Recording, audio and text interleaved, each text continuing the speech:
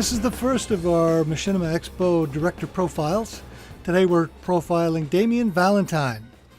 Damien is a British filmmaker who got started in 2002 with the animated Falling into Darkness. He then followed that up with a Buffy-inspired series, Consanguinity. And he's probably best known for his 2007 film, The Death of Jar Jar, which was used by LucasArts for the Star Wars 30th anniversary. Damien is a good friend of mine and has been creating machinima for over 10 years. I'm very proud to have been voice acting in many of his films. His other works include the epic 4-part Darkness saga and the original science fiction series Chronicles of Humanity, which is currently in its 3rd season. Damien is also one of the founders of the Machinima Expo and has helped produce the festival since its inception in 2008. I had a chance to talk with Damien about his career and about his machinima series, The Chronicles of Humanity. Well, first of all, just say thank you for doing this video. It's quite an honour. As for my background, I started getting ideas for stories I wanted to tell. At the time, I was really into Star Wars, so as Star Wars fan films were kind of emerging. And most of them were two people would get together and they would have a lightsaber fight, and one of them would kill the other, and that was it. There's no story to it or anything like that. So I started thinking, wouldn't it be really good if someone did a film that had a proper story to it, so there's more to it than just two people fighting. So I came up with a story idea, and then I realised I had no idea how to do it live action because I didn't know anything about cameras. I didn't really know enough people to be in it who lived locally. I mean, I knew people around the world who'd be interested in it, but getting them all together is not really practical. So then I started thinking, well, if I animate it, and I found this software called Moho, which is now called Anime Studio, and I created this 2D animated Star Wars fan film, which I look back at it now and it's terrible, but it's something I'm still proud of because it's the first time I made a film, and that's kind of how I got into it, but I wasn't really satisfied with the process. It just wasn't my thing doing 2D animation. So then it was a couple of months later that I discovered Machinima. I didn't actually know what Machinima was. I just started seeing videos people had made with games. I thought, well, that'd be interesting to try. So I did that, and then I was also really into Buffy at the time, so I made sort of a Buffy-inspired series, Consanguinity. And then the idea was myself and a couple of my friends were really into Buffy, so we thought wouldn't it be fun if we were vampires in that world. So the story was about that. And then I said to one of them, so what's that called where people make films out of games? And he came back to me and said, oh, that's called Machinima. So I looked it up and then I found machinima.com and then posted it there, which is kind of how it all got started for me. It was very positive. I mean, I know it wasn't the best film that it had on the site, but everyone was just so encouraging. They said, look, if you cut these bits, you can have too many walking scenes where people are just walking around between things, and they said, cut those down, you concentrate on the conversations and the action, you get better flow of the story. So tips like that were really helpful, and I think by the end of the story, I just had so much help from everyone that I was really grateful for that. It actually started, I was, like I said, I was really into Star Wars before. I've been doing lots of Star Wars films. And then I actually went to see Serenity, and I thought, it's kind of Star Wars inspired, but it's different, it's new, and I thought, actually, maybe I should start doing something that's my own and not just do Star Wars things.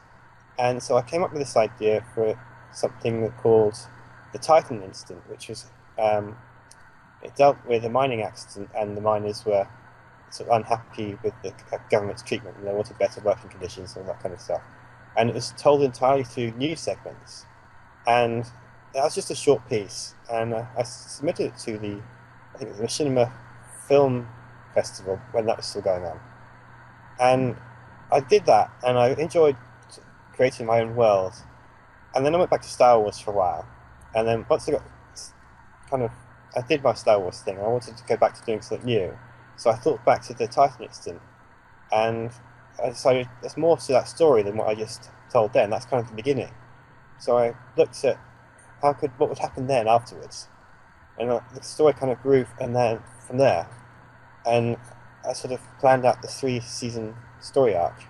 Because I thought, if you're going to tell a story, you have to know where it's going, because otherwise you just keep adding bits to it, and it kind of fades out towards the end. I've seen so much of that on sort of modern TV shows, because they have to keep going, and it kind of gets to a point where the original concept is lost, and they're just adding to it because they don't know what else to do, and it's rather than trying to wrap it up in a satisfying way.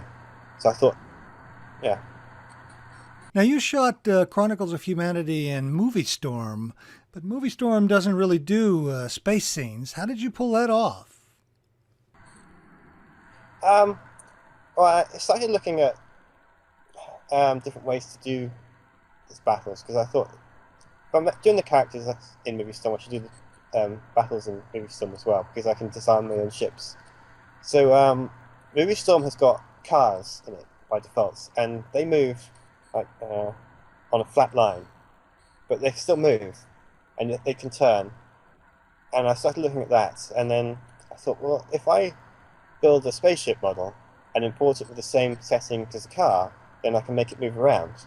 And that's not quite how a spaceship would move, but then I thought, if you move the camera the same way that they would used to use in the 80s and 90s for sci-fi films, when they're doing the models of spaceships before it was all computer generated, they would have a model and they'd move the camera around to make it look like the ship was moving. So I thought, well, I tried doing something like that. So I got the car movements to make the ships move basically, and then the camera movement to kind of make it look more like a spaceship moving.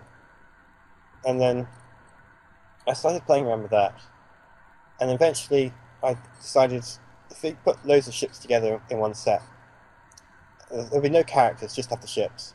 And they can be tiny, because they don't need to be to scale with the characters if there's no characters to be seen.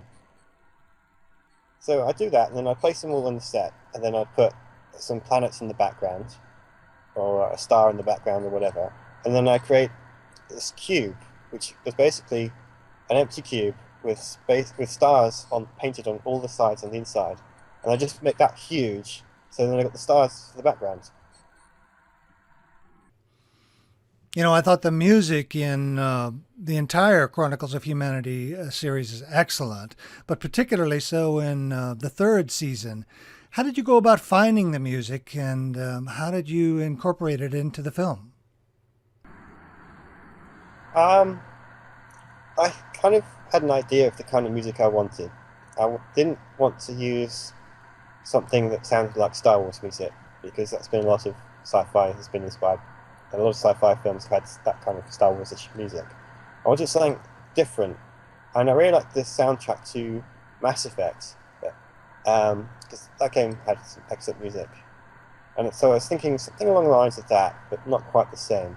And I was looking at different sources of music, and I came across this composer, Eric Eckholm, and I really liked his music and his style. So I sent him an email saying, how do you feel about working doing some music for me from this web series? So I thought, he's not going to say yes.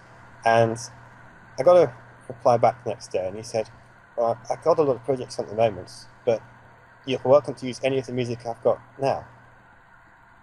So all I had to do was buy it from iTunes, which I did. I bought all his music because I just thought it was excellent, and that was it.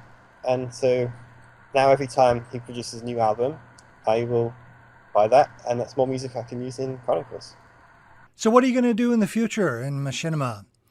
Are you going to continue on with the Chronicles of Humanity series? Do you have any ideas?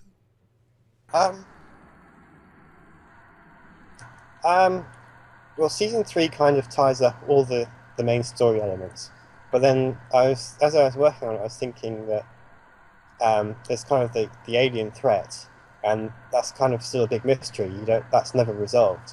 And I was thinking, well, maybe there's another story that can take place, I don't know, 5 or 10 years later, where we start to explore what the alien invasion was all about. And I've got an idea for that story, but I'm not sure it's going to be my next project. As for using Movie Storm for other projects, may stick around, but I may look at other platforms just to see what's around at the moment.